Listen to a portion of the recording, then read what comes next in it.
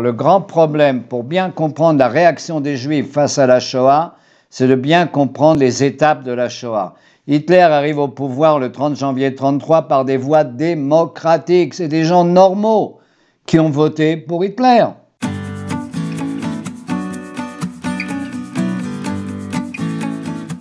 commencé à étudier la Shoah. J'ai été surpris par beaucoup de choses, notamment 3 photos m'ont beaucoup influencé. Une photo qui est là, on voit une maman et 3 enfants avec l'étoile jaune. Il s'agit de ma tata, de ma tante, Sarah Kornfeld, et de mes 3 cousins. Et je m'appelle Shlomo, je porte le nom de ce petit garçon de 3 ans, Shlomo, tous déportés à Auschwitz. Mais regardez la photo, c'est pris au Jardin du Luxembourg à Paris, et ils ont l'air de rien comprendre, ils ont l'air d'être très naïfs, ils sourient. Et il y a une autre photo qui est encore plus bizarre, un mariage à Paris, à la mairie du 12e, avec une étoile jaune. Le mari s'appelle Bernard Zilberman, la femme s'appelle Fortunée Behar, elle est d'une mère marocaine, d'un père égyptien, lui il est un réfugié polonais il est né à Paris, mais ses parents sont venus de Pologne. Lui, il est héros de la Première Guerre mondiale, et pourtant, ils ont tous été déportés. Mais regardez, ces 2 photos, il y a une certaine naïveté. Et je me suis demandé comment les Juifs étaient tellement naïfs. Alors, le grand problème pour bien comprendre la réaction des Juifs face à la Shoah, c'est de bien comprendre les étapes de la Shoah. Hitler arrive au pouvoir le 30 janvier 1933 par des voies démocratiques. C'est des gens normaux qui ont voté pour Hitler. C'est pas un putsch, c'est pas une révolution. Et la première décision qu'ont fait les nazis vis-à-vis des Juifs, c'est de brûler tous les livres juifs. Et une des premières résistances juives, et ça on va le voir, c'est de sauver la culture juive. Ils brûlent des livres. Ils passent maison par maison, bien sûr les bibliothèques, les synagogues sont pillées, on brûle les livres juifs. C'est quoi un livre juif? C'est tout livre écrit par un juif.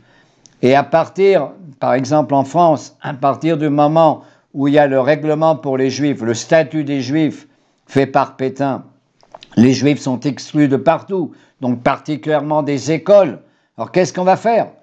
Qu'est-ce qu'on va faire avec l'éducation? Il n'y a plus d'écoles, il n'y a plus d'écoles juives bien sûr, mais les Juifs n'ont même plus les droits d'étudier. Et une des premières résistances juives, et ça on va en parler notamment en France, bien sûr, c'est dans d'autres pays également, mais en France particulièrement, ça c'est extraordinaire.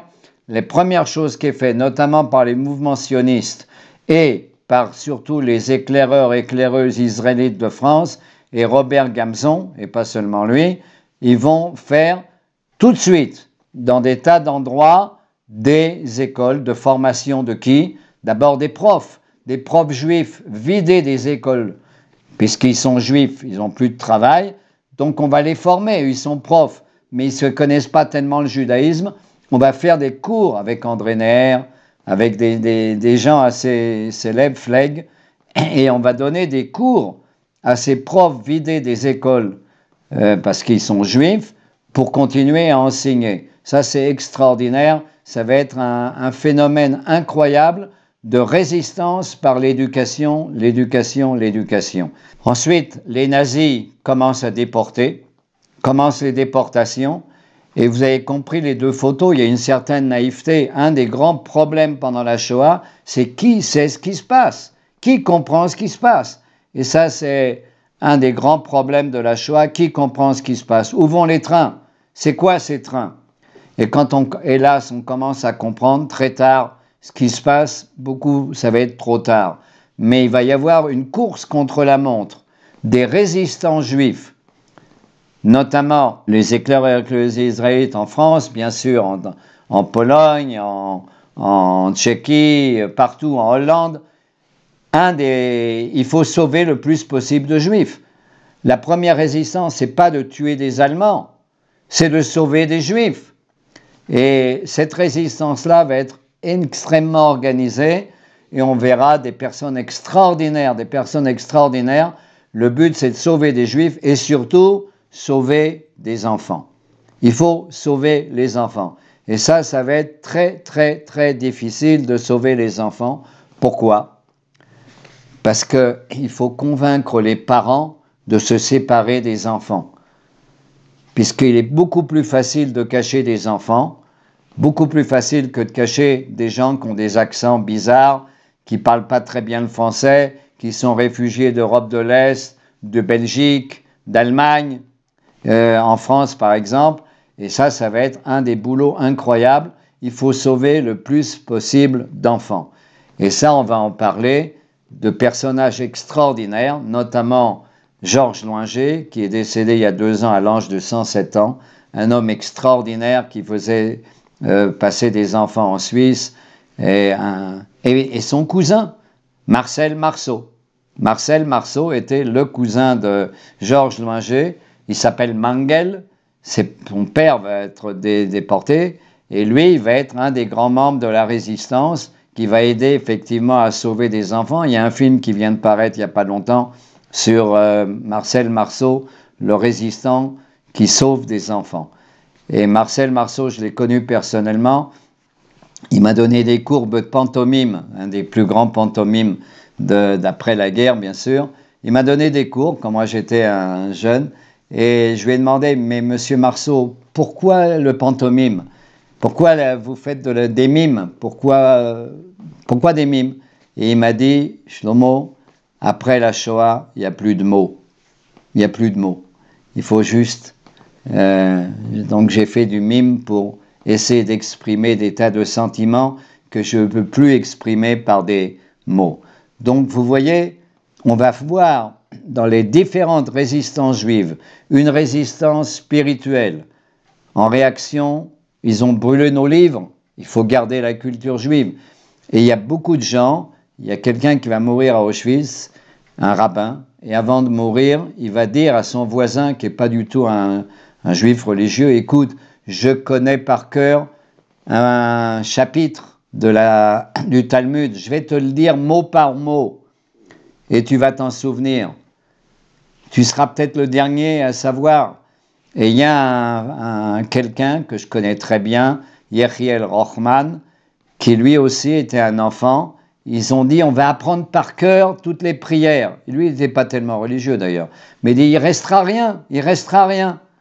Donc on va se partager un sidour, un livre de prières, et on va apprendre, parce que peut-être il n'y aura pas. Et bien sûr, il y a des gens qui ont essayé de faire des séminaires, d'apprendre, même dans les ghettos. Même quand c'est le plus difficile, on essaye de se battre d'une façon spirituelle en se rappelant des textes juifs. Et ensuite, il va falloir sauver, et une des plus grandes résistances, c'est sauver des enfants. Alors, en France, par exemple, il y a eu une résistance incroyable à l'hôpital de Rothschild. L'hôpital de Rothschild était une annexe du camp de Drancy. On mettait là-bas les personnes très âgées, très malades, les femmes enceintes. Alors, il y avait un réseau d'évasion de l'hôpital Rothschild, grâce à une juste parmi les nations, Madame Eva Cruz, qui était une Chilienne non-juive qui apprenait à être infirmière, et il y avait une dame qui s'appelle Claire Ayman, qui est des éclaireuses israélites. Quand une femme accouchait, on cachait le bébé et on disait à la maman qui venait juste d'accoucher que elle ne verra pas son bébé tout de suite, on va cacher le bébé. Il fallait convaincre la maman de donner son bébé pour que le bébé puisse être sorti d'une façon plus ou moins discrète et secrète. Et ce réseau-là a sauvé beaucoup, beaucoup d'enfants. Le réseau de l'hôpital Rothschild de Paris, qui était une annexe du camp de Drancy pendant la Shoah. Mais vous comprenez, demander à une femme enceinte qui vient juste d'accoucher, une femme qui vient juste d'accoucher, de se séparer de son bébé pour pouvoir donner une chance au bébé, c'est une situation incroyable. Donc vous voyez, on a fait à peu près le tour une introduction sur la résistance spirituelle. Bien sûr, il va y avoir des résistances armées, on va en parler, mais la résistance armée va venir beaucoup plus tard. Il faut d'abord pas tuer des Allemands, il faut d'abord sauver des Juifs, sauver des enfants juifs et sauver la culture juive.